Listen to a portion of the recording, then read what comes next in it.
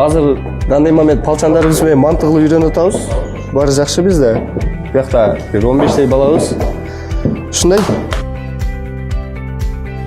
Көп нерсени үйрөндүк. Смитли эмне бардык раконьяларды бирөөндө улаштырган.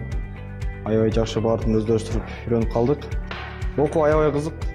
Жокерлердин баардыгы кызыгып, кайсы жерде болбосун дагы өзүбүздүн кесибибизди таап кетебиз.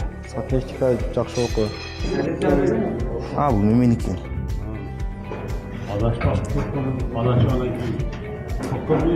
Визитканыкы. Республикалык өзүнчө куткаруу отрядынын жаш жокерлери. Быйыл 3-жыл болот.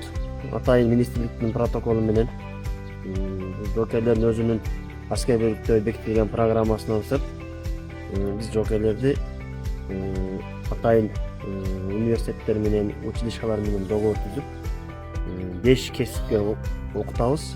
Муну айта кетсек, ашпозчу, сантехник, чач тарач, электрик, газосварщик деп 5 кесипке бөлүп окутабыз.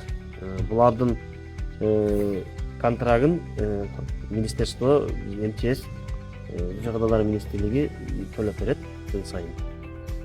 Болжолду жыл сайын 70-80 жокер окуп кошумча кесип алып кетишет.